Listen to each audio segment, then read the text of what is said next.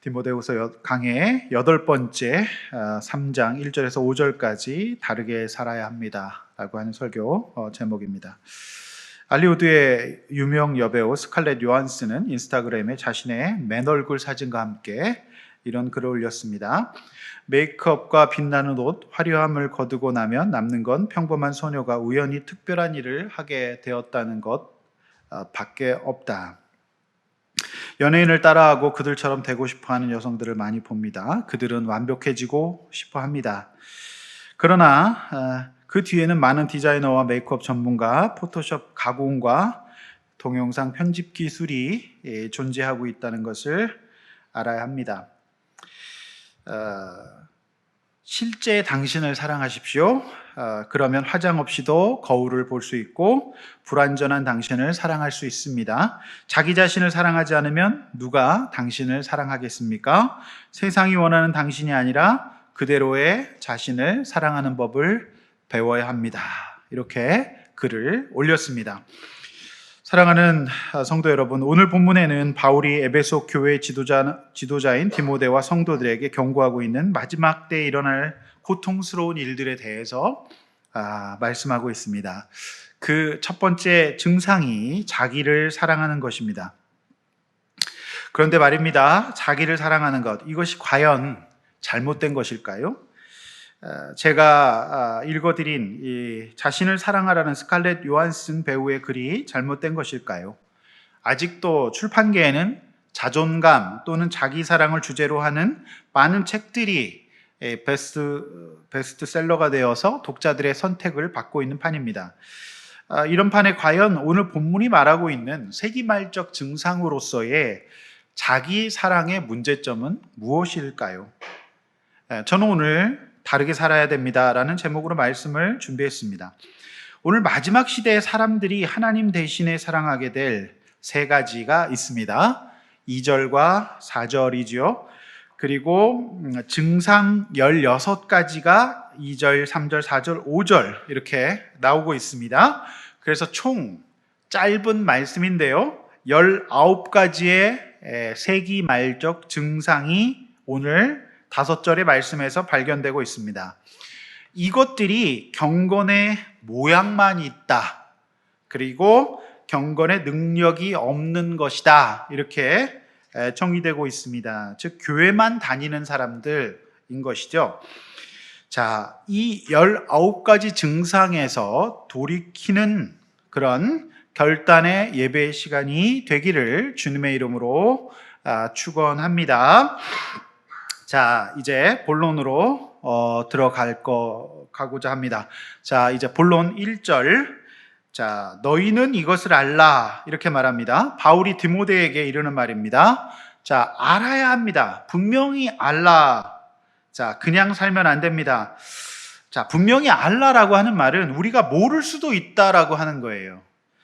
마지막 때에 이런 일이 믿는다고 하는 사람들에게 일어날 수 있다라고 하는 거예요. 자, 여러분 1절에서 5절 말씀은 묶여 있는 말씀이에요. 그러니까 1절에서 4절까지의 이 증상이 5절로 결론되고 있는 것이거든요.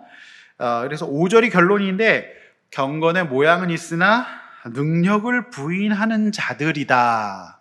그러니까 이런 자들이, 그러니까 1절에서 4절까지 증상을 갖고 있는 자들이 경건의 모양은 있다라고 하는 말씀이 의미하는 바는 교회를 다니는 사람들이라고 하는 거예요. 모양은 있다라고 하는 거죠.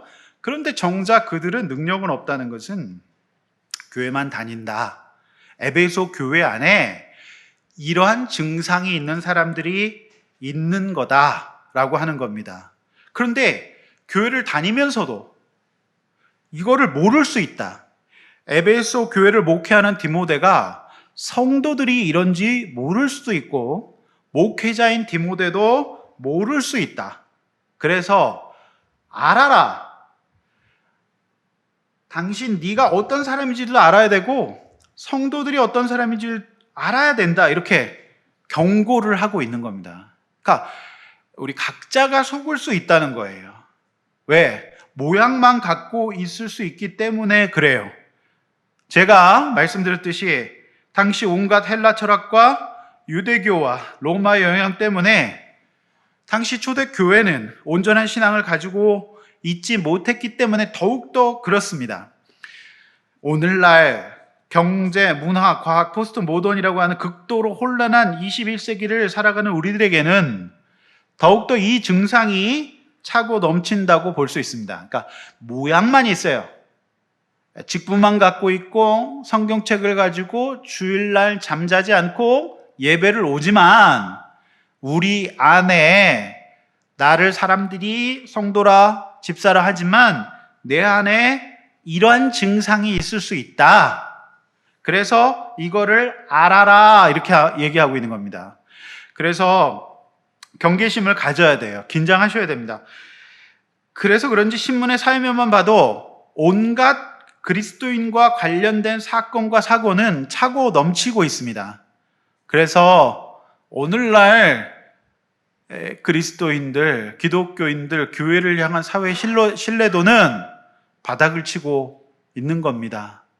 그래서 옛날에는 믿는 사람이다 하면 꽤나 믿어줬는데 요즘에 믿는 사람이다 하면 많이 믿어주지 않는 상황인 겁니다. 왜요? 모양만 있고 실상은 이런 1절에서 4절까지 증상이 가득 차 있기 때문에요. 1세기 에베소 교회 성도들에게도 이 증상이 있었던 거예요. 그래서 이거를 알아라. 우리도 교회를 다니고 있지만 영적으로 우리 안에 이 증상이 있을 수 있어요. 그래서 이걸 우리가 알아야 된다라고 하는 겁니다. 굉장히 무서운 말씀이에요. 모르고 다닐 수도 있어요. 왜? 내가 교회 다니면 괜찮은 줄 알 수 있기 때문에 그래요. 그래서 말세는 사단이 내가 교회를 다니면 괜찮은 사람인 줄 알게 그냥 만들 수 있어요. 그래서 이 본문을 보면서 내가 그런 사람일 수 있다는 거를 점검해야만 합니다. 자, 두 번째 이제 여기서 말세란 무엇인가? 자, 1절에 뭐라고 되어 있습니까? 이것을 알라. 그리고 말세에 고통하는 때가 이르러 이렇게 되어 있잖아요. 말세는 두 가지 의미가 있거든요. 그야말로 예수님 다시 오신 종말의 때 그런 의미가 있고요. 또 하나 의미는 예수님이 오셔서 다시 오시는 그 2000년의 지금의 때. 이제 종말론적으로 이제 개혁주의 종말론은 예수님 초림 오셔서 다시 오실 그날까지를 소위 천년왕국이라 그래서 이때를 크게 종말의 때로 봅니다. 그게 맞아요, 사실은. 그래서 예수님이 오신 2000년 전서부터 다시 오실 그때까지를 넓게 종말의 때라고 봅니다. 그때가 다 영적 전쟁의 기간이에요. 쉽지 않은 겁니다. 그래서 이때가 이제 고통하는 때다 이렇게 얘기해요. 과학자들과 일반 이제 사회학자들도 그렇게 보죠. 지구의 수명이 많이 남지 않았다 이렇게 보지 않습니까? 그래서 얼마나 급하면 기업가들이 멀쩡한 내연기관 자동차, 엔진 자동차들 놔두고 막 그냥 배터리 차로 막 바꾸고 있잖아요. 왜 그럴까요? 탄소 배출을 줄이지 않으면 지구가 온도가 높아져서 지금 심각한 위기라는 거를 과학자들이 발표를 하니까. 물론 어떤 물리학자들은 그게 뭐 가짜다, 사기다 뭐 이런 말 하는 사람도 있어요. 그렇지만 어쨌든 이게 위기다는 거를 과학자들도 막 얘기를 하고 있지 않습니까? 자, 어쨌든 이제 말세다 뭐 이런 얘기 많이 합니다. 과학적으로도 그렇고 영적으로도 그렇고 우리가 이 시대가 이제 마지막 시대다. 주님 다시 오시기 전까지의 시대를 마지막 시대로 보는 겁니다. 자, 말세 고통하는 때에 일어나는 그 첫 번째 증상이 2절에 나와요. 그 제일 첫 번째 증상이 뭡니까? 2절 뭘로 나옵니까? 네, 제일 첫 번째 증상 유의미합니다. 자기를 사랑한다는 겁니다. 굉장히 중요해요. 자기를 사랑한다. 자, 이거를 이제 학자들은 구조를 분석해요. 이제 여기까지 모르셔도 되는데 어려운 건데, A, B, C 이렇게 나오는데 이 증상들을 그 다음에 C, B, A 해서 A에서 다시 A로 끝납니다. A-B' 이렇게 해서 A, B, C, C, B, A 해서 C-, B-, A- 해서 구조적으로 딱 맞는 구조가 있습니다. 그래서 이 증상들이 굉장히 공식적으로 나오는 증상인데, 제가 드리고 싶은 말씀은 바울이 지적하는 첫 번째 증상은 자기 사랑인데 그만큼 의미가 크고 중요한 것입니다. 그래서 제가 오늘 요 자기 사랑을 중심으로 오늘 이 증상을 좀 풀어보려고 하는 것입니다.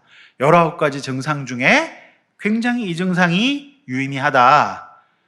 이 증상이 다른 증상들을 파생시키고 있다. 저는 그렇게 좀 오늘 본문을 풀고 싶은 거예요. 자, 그러면 서론에서 말씀드린 바와 같이 그럼 자기를 사랑하는 것이 잘못된 걸까? 나쁜 걸까요? 여러분 한번 대답해 보세요. 나를 사랑하는 거, 요거 잘못된 걸까요? 여러분 어떻게 생각하세요? 여러분, 나 사랑하는 거, 요거 세상에서 굉장히 중요하게 생각하는 거고, 심리학과 상담에서 굉장히 중요하게 생각하는 거거든요. 자, 그런데 잘 들으세요. 여기서 자기를 사랑한다는 원어는 필라우토이라고 하는 말인데, 이 문맥에서 해석하면 이기적으로 자기만 사랑하는 거예요. 자기만 사랑하는 거. 자, 영어 성경은 people will love only themselves. 한국식 발음 해줘야 잘 알아듣습니다. 우리 영어 선생님에게 옛날에 이렇게 배웠기 때문에 people will love only themselves. 요거 싹 들어오죠? 경상도 선생님들이 여기다 토시차고 people will love only themselves. 한국어인지 영어인지 모르는 only themselves. 자기만 사랑하는 거예요. 그죠? 예. 자, 이렇게 번역했어요. 자기 사랑해야죠. 그런데 문제는 only 자기만 사랑하는 거예요. 자, 방향이 잘못된 거죠. 우선순위와 방향이. 자, 우리는 여기서 사랑에 대한 예수님의 정의가 뭔지를 살펴봐야 됩니다. 자, 한 율법사에 대한 예수님의 답변이 너무 명확해요. 방향과 우선순위. 자, 마태복음 22장 36절 40절. 자, 읽으시겠습니다. 시작. 선생님, 율법 중에서 어느 계명이 크나이까? 예수께서 이르시되 내 마음을 다하고 목숨을 다하고 뜻을 다하여 주 너의 하나님을 사랑하라 하셨으니 이것이 크고 첫째 되는 계명이요 둘째도 그와 같으니 내 이웃을 내 자신같이 사랑하라 하셨으니 이는 두 계명이 온 율법과 선지자의 강령이니라. 자, 예수님은 사랑의 방향과 우선순위에 대해서 분명히 정의하셨어요. 먼저 사랑의 원천이고 사랑의 근원이신 하나님을 사랑해야 된다. 그리고 그 사랑을 하나님께 받아서 하나님과의 사랑 관계가 회복되고 그분께 받아가지고요. 그 다음에 그분의 사랑으로 내가 회복돼서 나를 사랑해야 되고 그 다음에 나를 사랑하는 것 같이 이웃을 사랑해라. 이렇게 이제 사랑의 방향과 우선순위가 하나님 사랑, 나 사랑, 이웃 사랑 이렇게 이제 되는 거죠. 그런데 세상 사람들은 요걸 다 빼고 only 나만 사랑하게 된다. 자, 그러니까 사랑의 본질을 몰라요. 그러니까 사람들은 나만 사랑하는 단계라고 하는 건 사실 사랑을 모르는 거기 때문에 누군가를 사랑함으로써 자기를 사랑을 찾으려고 해요. 그러니까 그 사랑은 대부분 실패입니다. 왜냐하면 하나님만 사랑을 알려주실 수 있고 채워주실 수 있기 때문에 그래요. 그러니까 사람에게서 그 사랑을 받으려고 하지만 그런 사랑을 줄 사람은 없어요. 그래서 실망하고 좌절하죠. 고통당합니다. 그래서 이 상처받은 사람들은 결국 그것도 포기하고 이제 오직 나만 사랑할 거야. 그렇게 이제 가는 겁니다. 또는 이런 경우가 있어요.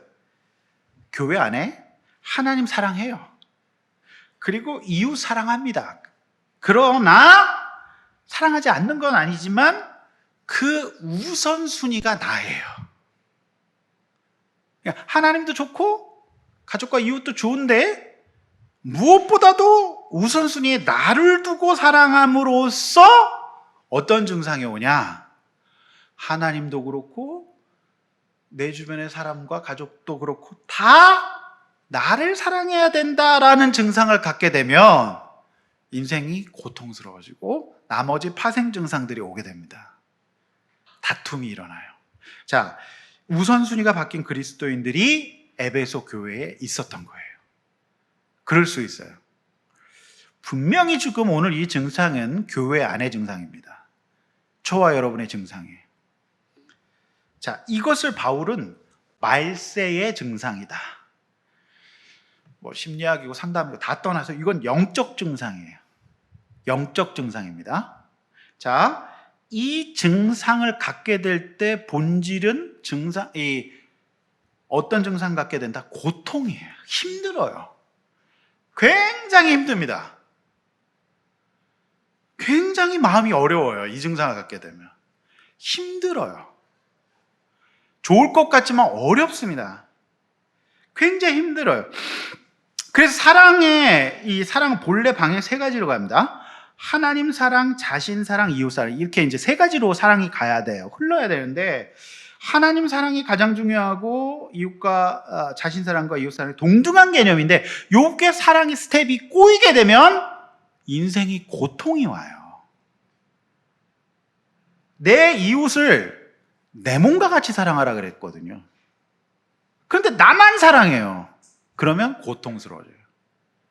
자, 여기 많은 사람이 여기서 혼란을 겪고 균형이 틀렸기 때문에 그래요. 그리고 참 놀라운 거는요, 제가 구조가 있다고 얘기했잖아요. 자, 보세요. 이 잘못된 사랑의 방향은 정확히 잘못된 세 가지 방향으로 가요. 오늘 본문에서 보면. 오늘 본문에서 하나님, 자기만 사랑하는 게 아니라, 그죠?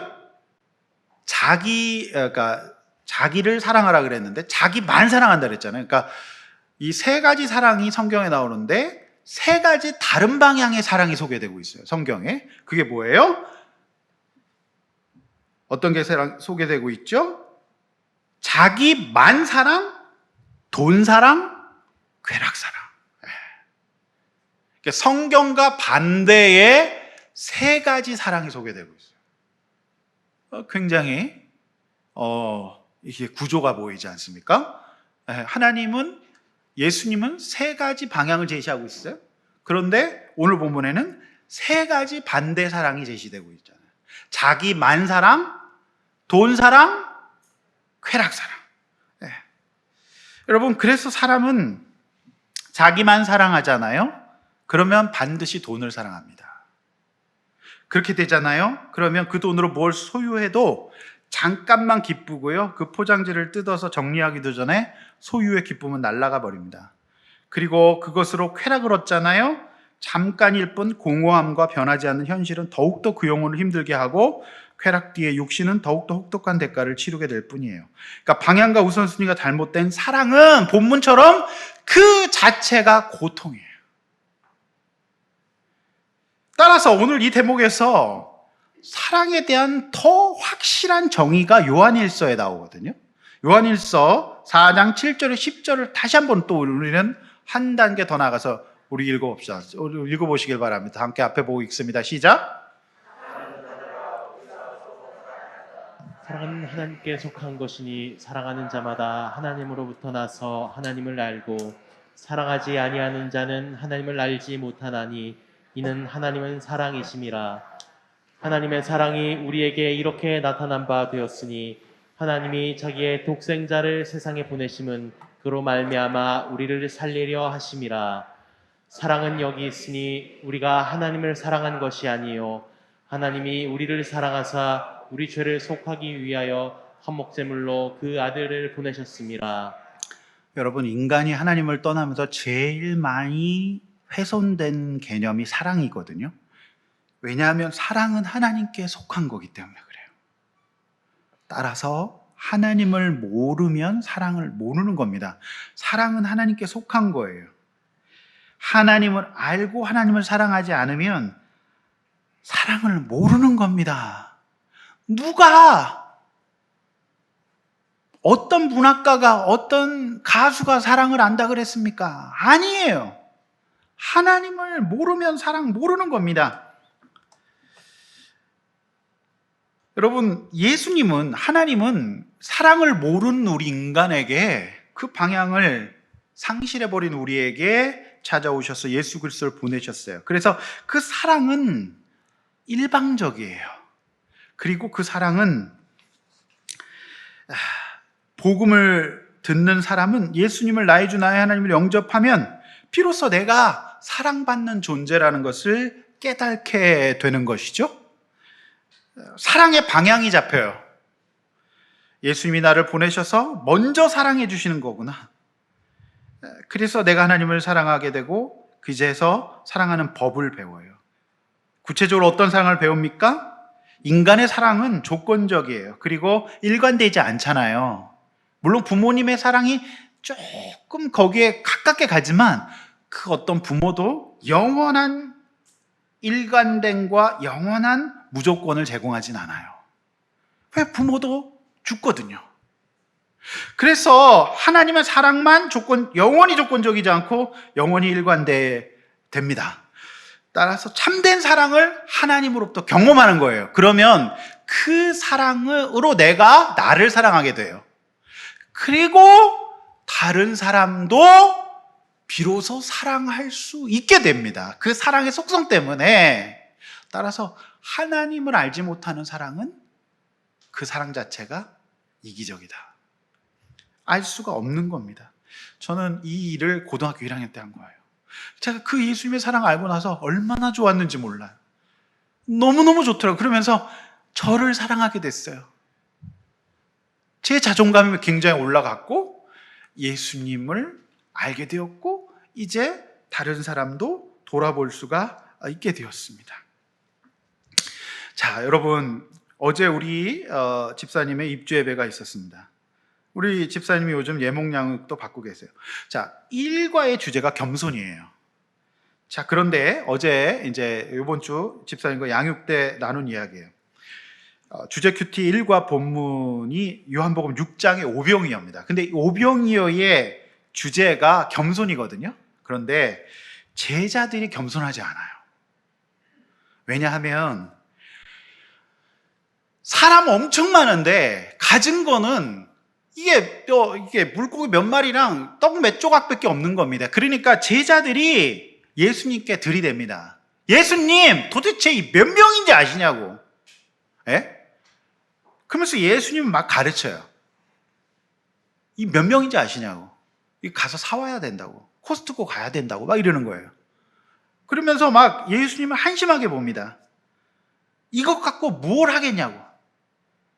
나가서 사오자 이렇게 얘기합니다. 안드레라고 하는 인간이.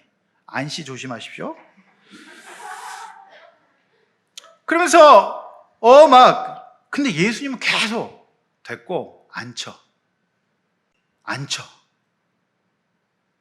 그래서 제가 사실 식당 가면 제일 듣기 싫은 말이 몇 명이세요? 이 얘기예요. 이 제자들은 몇 명인지 아시냐고 계속 이 얘기를 하는 건데 계속 몇 명인지 아시냐고. 근데 예수님은 이 제자들이 교만한 거예요. 지금 겸손하지 않은 거예요. 얘네들이 지금 뭘 사랑합니까? 예수님을 따르면서 얘네들은 사실 지금 자기를 사랑하고 돈을 사랑하고 있어요. 얘네들이 예수님 사랑하고 하나님 나라를 사랑해서 쫓은 게 아니에요. 예수님을 등에 업고 출세할 생각에 예수님 쫓았던 거예요. 자기를 사랑하고 돈을 사랑하고 그러고 있으니까 겸손하지 않아. 오늘 이 증상이 그대로 나오고 있어요. 겸손하지 않아. 그래서 예목 1과의 주제가 겸손이에요. 제자들이 겸손하지 않아요. 예수님을 가르치고 윽박지르고 심지어 짜증냅니다. 앉히라 그러는데 계산하지 못하시는 예수님을 한심하게 봅니다. 돈을 사랑하고 있는 거예요. 그래서 나중에 어떻게 됩니까? 예수님이 십자가 지고 죽으신다 그러니까 다 떠나는 거예요. 마음에 안 드는 거죠. 우리 집사님은 제주도 출신이에요. 동생은 돈 안 들고 실속 있는 교대를 제주도에서 나왔어요. 우리 집사님이 동생을 되게 미워했을 것 같아요. 그래가지고 조실 부모하시고 자수성가하신 부모님은 서울 가서 공부한 집사님에게 계속 이 얘기를 했대요. 네 밑에 들어간 돈이 얼마인 줄 아니? 동생은 교대 나와서 돈도 안 들고 이렇게 착하고 돈 벌고 지금 이러는데 너는 임마 서울 가갖고 지금 네 밑에 들어간 돈이 얼마니까. 아버지가 제주도에서 돈 벌어서 유학비 올려 보내니까 얼마나 이게 그랬겠습니까?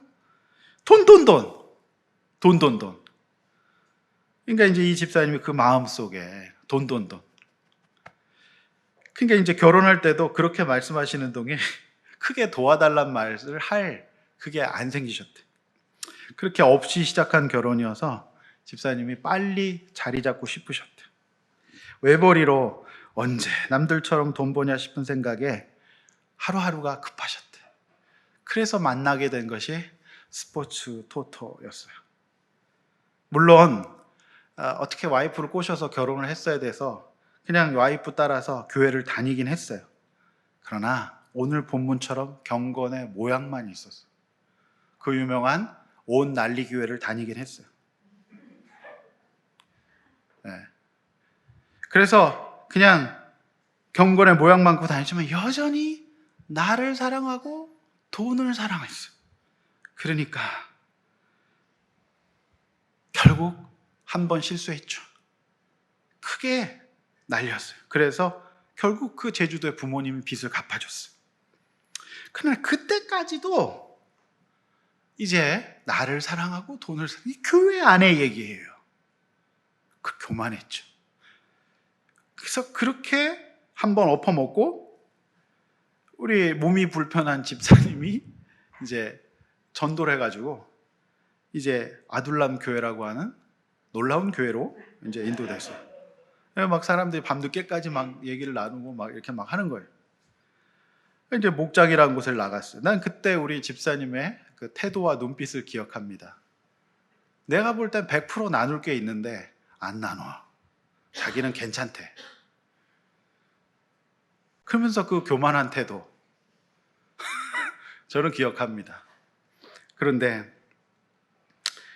결국 이 집사님이 또 이제 교회를 다니면서 양육을 받으면서도 또 도박을 해서 결국 회생을 신청할 수밖에 없었어요. 거기서 이제 엎어집니다. 결국 이 본문 그대로예요. 자, 이제 급여의 대부분이 회생으로 나갑니다. 자, 그렇게 됐을 때 이제 계산이 되잖아요. 근데 이제 알바를 해. 주일날 돈을 안 벌면 안 될 상황이잖아요. 자, 그런데 이놈의 목장에서는 득달같이 예배를 드려야 된다. 예배를 안 드리면 또 무너진다. 그러면서 귀뚱해도 안 들어오는 뭐 주님이 지켜줄 것이라는 둥, 뭐 예배를 드리면 하나님이 보호하실 것이라는 둥, 뭐 이런 얘기를 합니다. 들립니까? 안 들립니까? 집사님 표현으로는 안 들렸다 그래요. 그런데 원죄가 있어 놓으니까 어쩔 수 없이 또 목장에서 먹은 밥이 있으니까 어쩔 수 없이 그냥 안 하고 있었대요. 그런데 다 그 시점에 정말 어쩔 수 없는 딱 메울 수 없는 돈이 한 30만 원 정도 이 돈을 어떻게 할 수가 없더래. 근데 여러분 예배를 드리고 그냥 있는데 그때 딱 재난지원금이 나와가지고 그 30이 딱 메워지더랍니다. 집사님 표현이 그래요. 남들은 뭐라 그럴지 몰라도 저에게는 그때 그 돈이 오병이어의 기적이었대요. 그걸 잊지 못하겠다고.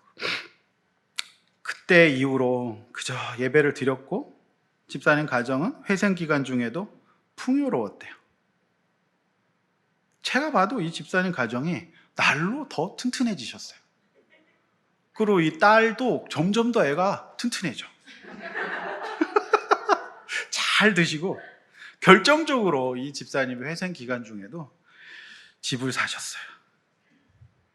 그리고 어제 입주 예배를 드렸고 이제 3년의 회생 기간 중 2년이 지나고 정확히 이제 1년이 남았습니다. 없는 중에도 돈이 생길 때마다 헌금도 드렸고 이제 남은 1년 내년 7월 회생기간이 끝납니다. 집사님이 이렇게 고백하십니다. 나와 돈이 우상이었을 때는 그야말로 고통이었고 지옥이었지만 지금은 평안하다는 거예요. 세기말적인 증상은 우리를 고통으로 이끌 뿐이에요. 고통이에요. 나를 사랑하고 돈을 사랑하는 그 사랑의 방향은 저와 여러분을 분명히 고통으로 이끌 뿐입니다. 그것 때문에 우리가 그렇게 늦게까지 목장하는 거예요. 고통에서 건지고자. 다른 것 때문에 그러는 게 아닙니다. 뭐 때문에 그러겠습니까? 자, 2절 하반절 3절 잘 보십시오. 주보의 본문 잘 보세요. 자기를 사랑하는 일을 최우선 순위에 놓을 때 이런 파생 증상이 와요. 당연히 자랑과 교만, 비방이 따라와요. 그러니까 자기를 사랑하는 사람은 이거를 자랑과 교만으로 바쳐야 돼요. 왜? 나를 사랑하는 일을 최우선으로 놓기 때문에 자랑과 교만으로 바쳐야 돼요. 자, 자랑과 교만으로 바쳐야 되는데 그걸 안 해주면 어떻게 됩니까? 그 밑에 하위 파생 증상으로 비방과 다툼은 또 그걸 바쳐야 돼요. 내가 자랑과 교만이 있는 사람인데 그게 안 따라오니까 당연히 비방과 다툼이 올라오죠. 힘들어요. 안 싸울 수가 없는 겁니다. 굉장히 영적인 증상이에요. 심리고 뭐고 다 떠나서 이건 영적인 증상이라는 겁니다. 나를 제일 사랑하죠? 자랑과 교만으로 그걸 바쳐요. 그런데 내가 그거를 누가 나를 무시하죠? 비방과 다툼은 필수적으로 그걸 또 떠받쳐요. 다리처럼 그걸 받쳐야 되는 겁니다. 그러니 또 그걸 받치는 하위 개념이 또 나와요. 낳아주신 부모에 대한 감사가 있을 리가 없지요. 왜 나를 이렇게 낳으셨나요? 부모님 왜 자꾸 나에게 돈 하시나요? 이렇게 될 수밖에 없고, 너는 왜 교대를 갔니? 이렇게 될 수밖에 없어요. 그렇지 않습니까? 그리고 잘 들으세요.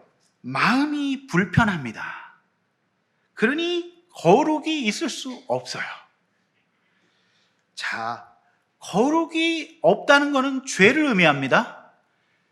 죄를 가운데 있으면 그 죄를 없애줄 중독이 필요해요.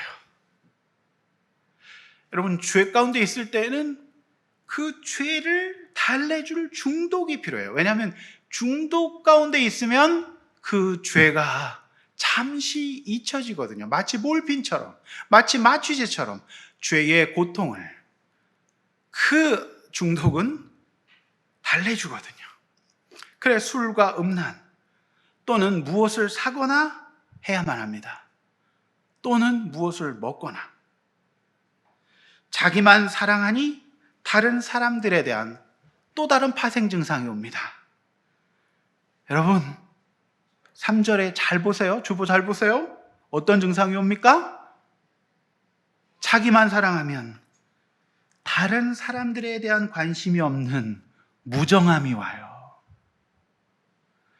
여러분, 나를 사랑한다는 것은 하나님을 모르고 또는 일관된 사랑을 받지 못했을 때, 또는 어려서 너무 많은 사랑을 받았을 때 이 증상이 와요. 근데 사실 심리에서도 굉장히 고치기 어려운 증상이 바로 이거예요. 요거 약으로도 잘 안 돼요.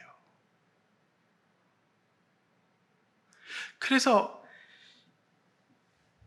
이 증상이 오면 무정함이 와요. 다른 사람에 대해서 관심이 잘 없어요. 이 증상이 왜 오냐? 이게 사실은 성격장애 범주에 들어가는데, 이 성격장애 범주가 상담 심리에서 제일 고치기 어려워요. 자기애입니다.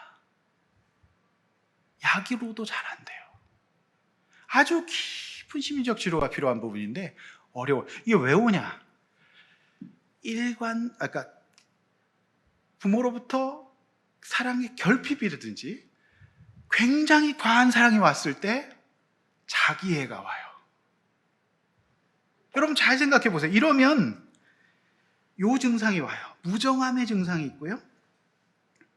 그리고 한 번 미워하면 평생 원통함을 풀지 않아요. 3절에. 그리고 그 분노를 어떻게 처리하지 못해서 계속해서 다른 사람들을 비난합니다.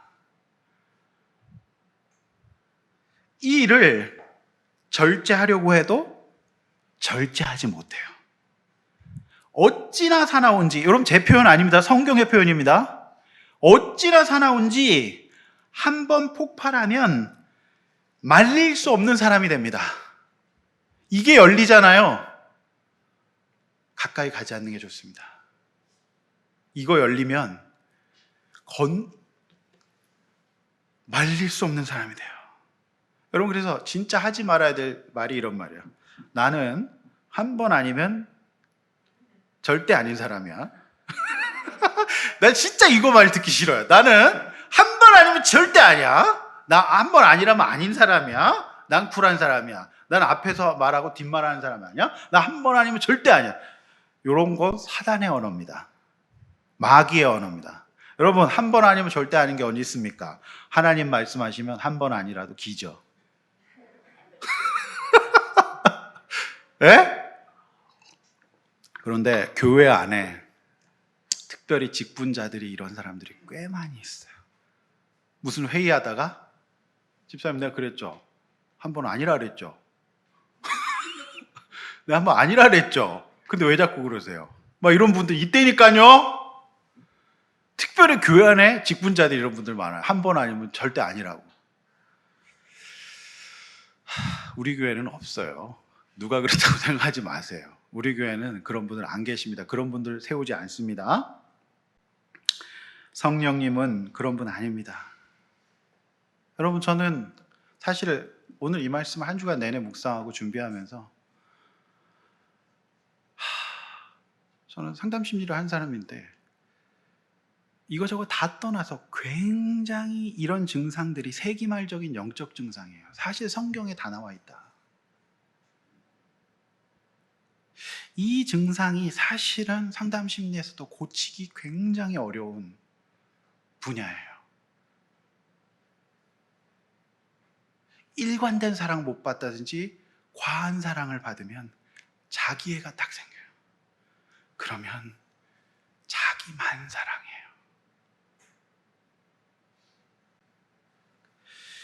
사실은 이제 뒷부분에도 이게 나오는데요. 일반 이제 세상적인 심리학 콘텐츠에서는 이런 사람은 손절하라 그래요. 가까이 두면 안 된다 그럽니다. 왜? 옆에 있는 사람이 죽어요.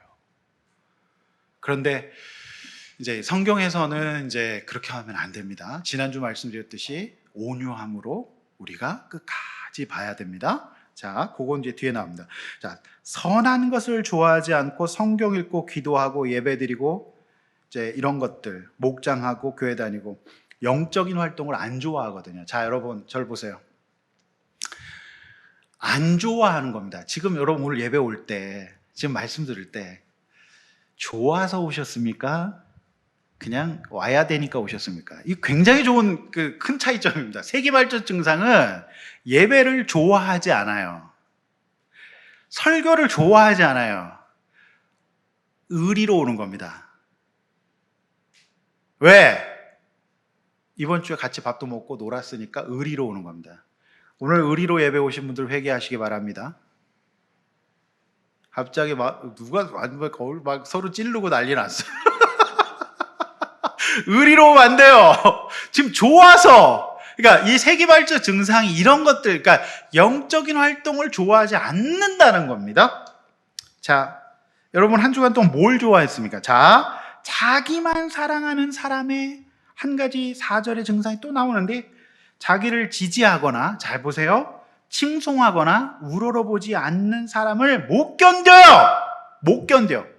자, 그 사람을 미워하고 공격하고 비난하고 그런 자신을 알아보지 못하는 그를 바보로 만들어요.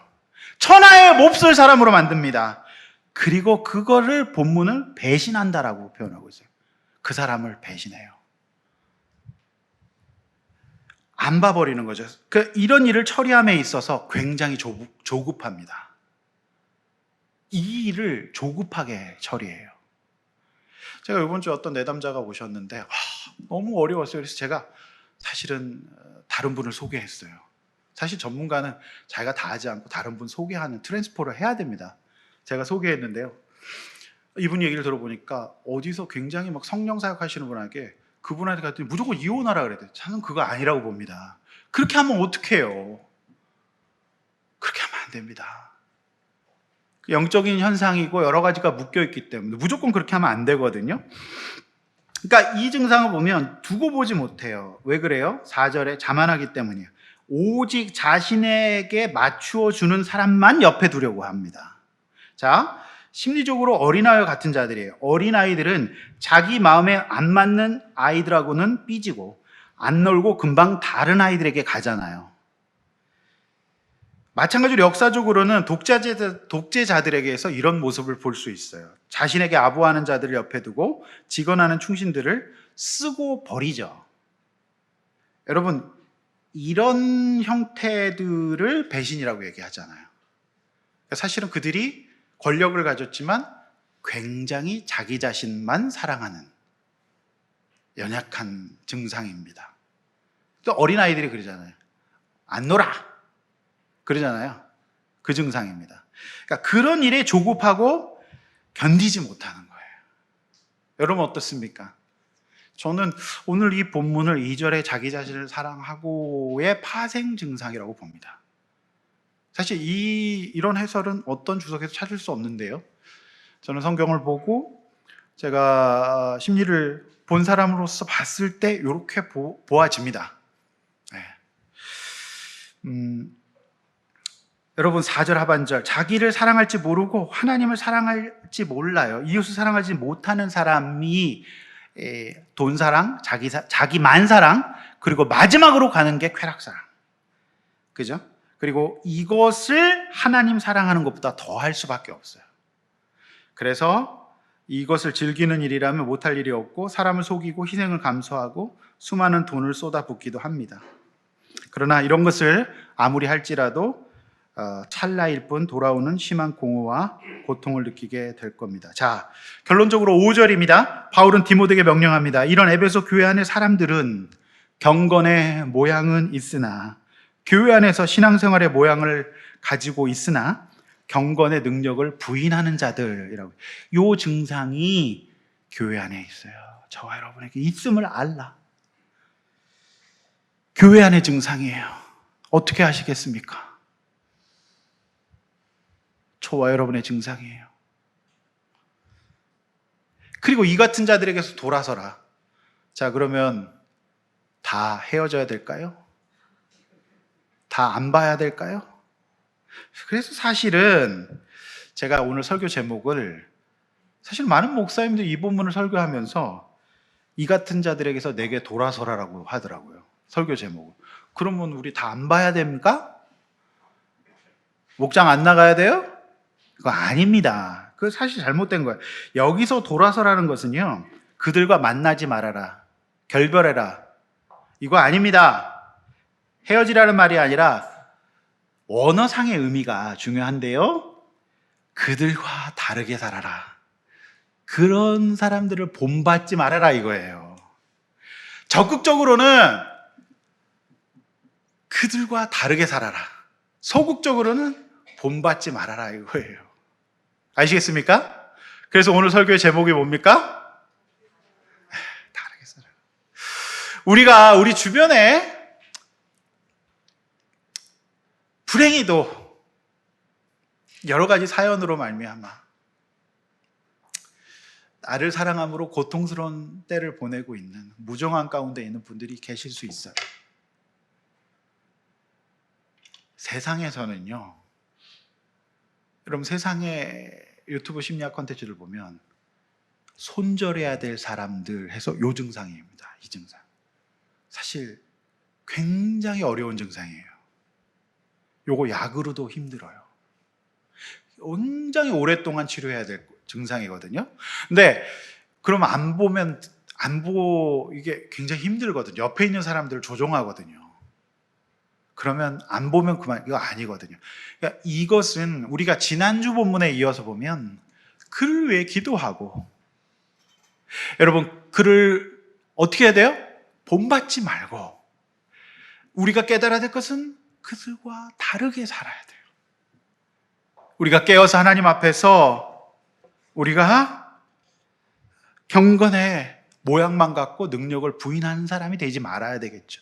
왜냐하면 우리도 그렇게 살 수 있는 사람이기 때문에 그래요. 여러분, 나만을 사랑한다는 것이 발전되면 어떻게 되는지 아십니까? 내 가족만 사랑하는 거예요.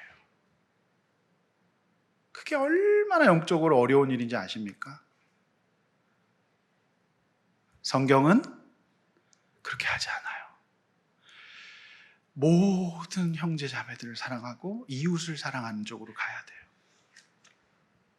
내 가족만 사랑하는 것은 하나님의 뜻이 아닙니다. 사랑하는 성도 여러분, 다르게 살아야 합니다. 오늘 우리가 이 본문 5절에 나오는 이 본문 우리가 잘 명심하고 다르게 살 수 있기를 원합니다. 그리고 세상 사람들이, 아니 내 주변의 집사님들이, 내 주변의 성도들이 이렇게 살지라도 그렇게 본받지 맙시다. 우리가 깨어서 그들 위해 기도하고 하나님 앞에서 이 사랑의 방향과 우선순위가 바로 잡힐 수 있도록 몸부림쳐야 할 것 같습니다.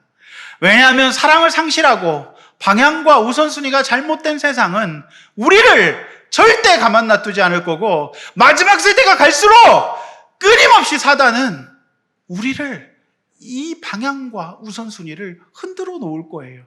그래서 우리를 행복하고 안정된 삶이 아니라 고통스럽고 힘든 혼란스러운 삶으로 인도하기 때문에 그래요. 성도 여러분, 저는 여러분을 위해서 기도할 것입니다. 그리고 우리 목장에서 서로 기도합시다. 그를 손절하는 게 아니라 그를 위해 사랑으로, 온유함으로 기도합시다. 우리가 그런 공동체가 돼야 됩니다. 그리고 그런 가정이 될 수 있기를 원합니다.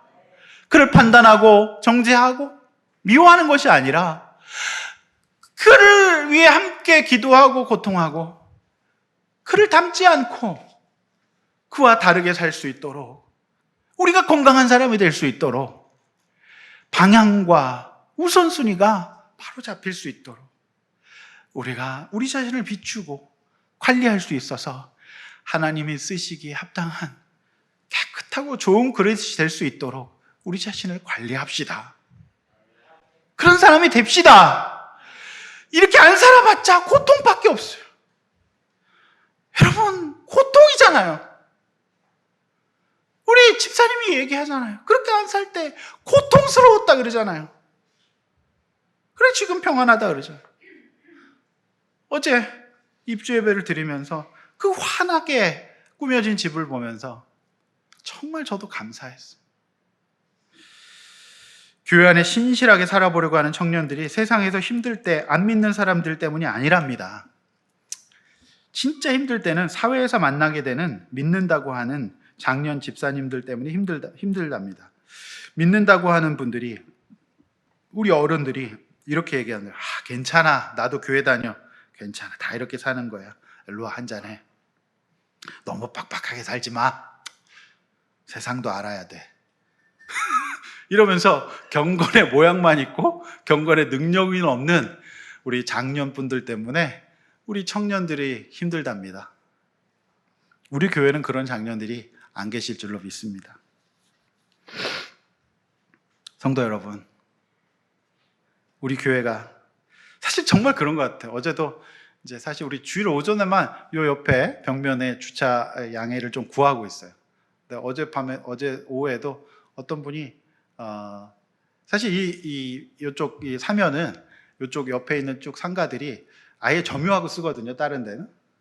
그래서 제가 굉장히 공손하게 문자를 보내드립니다. 정말 죄송하지만 평소에는 충분히 되시고 주일 오전에만 사실 이제 저희 교인들이 조금 주차할 수 있도록 오전에 부탁을 드립니다. 이렇게 제가 공손하게 문자를 드립니다.